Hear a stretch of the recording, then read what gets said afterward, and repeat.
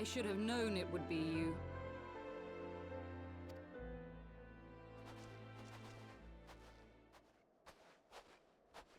Word reached me of a struggle with a small but well-armed band of trespassers. Forgive my comrades their hostility. Few come here uninvited, and fewer still with good intent. Now, tell me why you are here.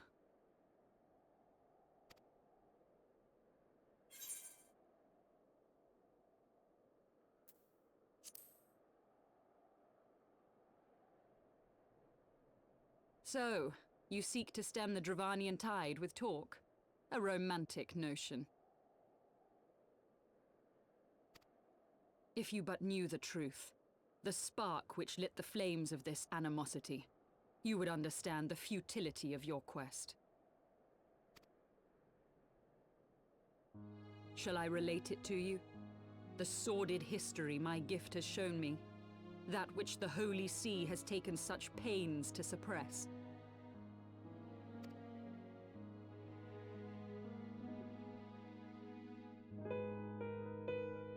'Twas more than a millennium past when an Elezen tribe first sought to claim the lands of Kurthas as its home.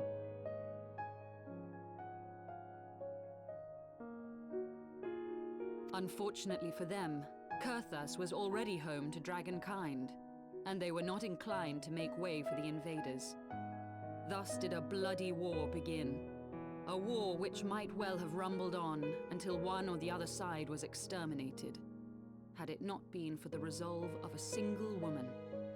That woman's name was Shiva.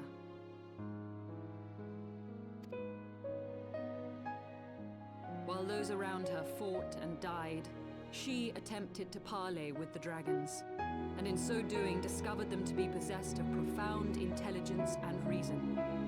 The great worm Heavensward in particular so enchanted Shiva that she found herself growing to love the creature, whom her people considered a monster. In the eyes of a near-immortal dragon, however, the fleeting life of an Elezen is as that of a freshly cut rose. Scarce has the flower bloomed before it begins to fade and wither. Such melancholy musings plagued Heavensward, who had found in Shiva an unexpected and beloved soulmate. He knew that all too soon, death would snatch her away from him. Unable to bear the thought of their separation, the maid bid the worm consume her, that their spirits might be entwined for eternity. Though loath to perform the deed, Heavensward ultimately gave in to her plea, and soon thereafter the tale of their ill-fated love spread throughout the two warring factions. No more could they raise blade or claw against one another, knowing that the souls of their kin were so inextricably bound.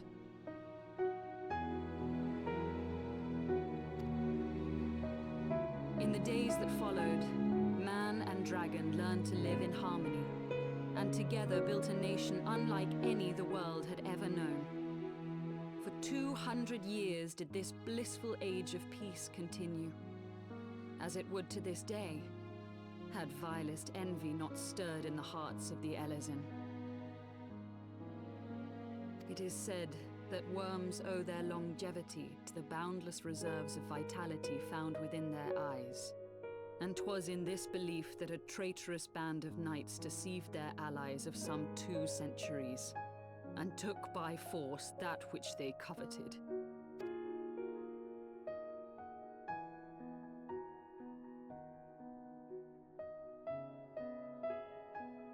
Nidhogg, he who now stands poised to unleash his wormlings upon Ishgard, was the great dragon who lost an eye to Elezen treachery. And until he prizes it from the hands of the traitor's progeny, no amount of conciliatory words will stay his fury.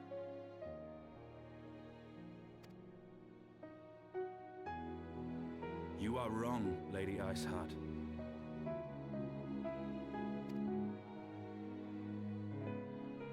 Lest you misunderstand, I do not doubt your vision of the past. 'Tis true that Nidhogg greatly desired to reclaim the Eye. Indeed, it was for that very reason that I kept it with me as I roamed the land, attempting to draw him away from the city.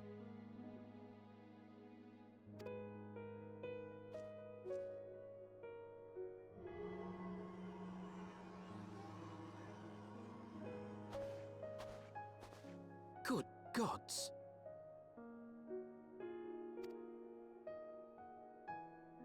Until recently, Nidhogg seemed unable to resist its allure and pursued me relentlessly.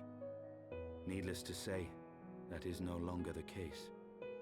Now, it would seem, he has fixed his attention on Ishgard itself, though he knows full well the Eye does not reside there.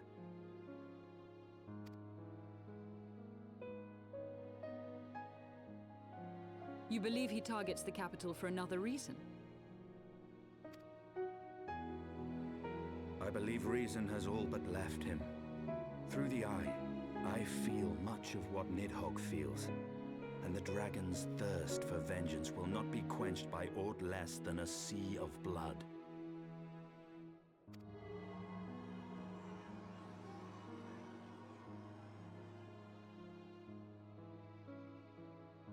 If Nidhogg is indeed lost to reason, might we not seek an audience with Hraesvelgr instead?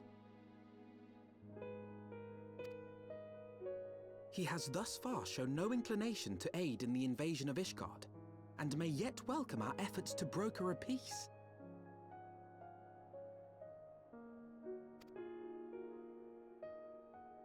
You still believe that a peaceable solution can be found? Very well. I will take you to him.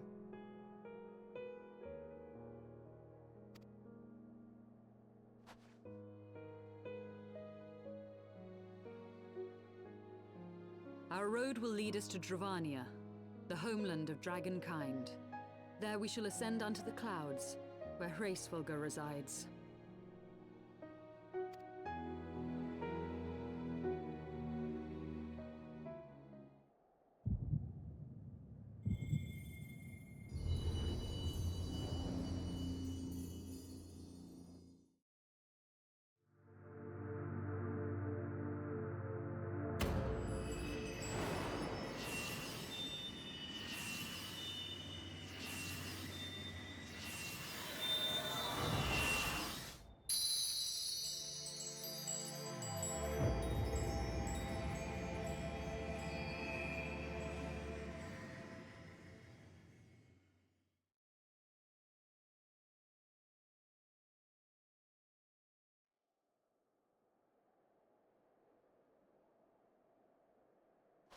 Is aught amiss, my friend?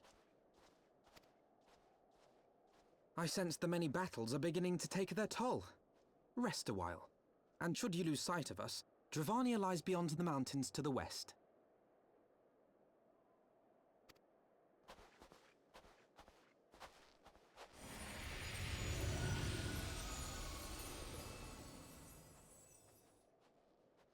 Curious.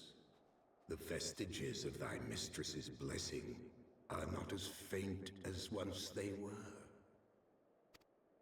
Thy will to succeed grants thee unusual fortitude.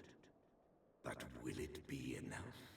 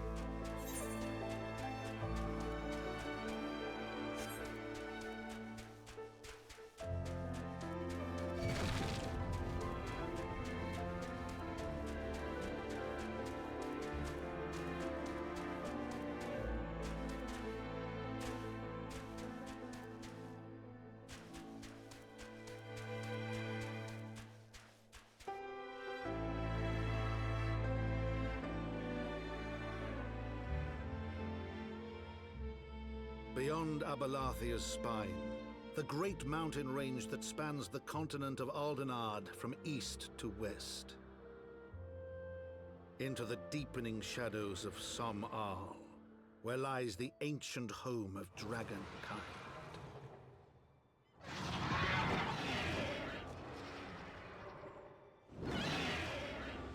To a land where the soil slithers and the skies seethe with sinuous shapes, they came.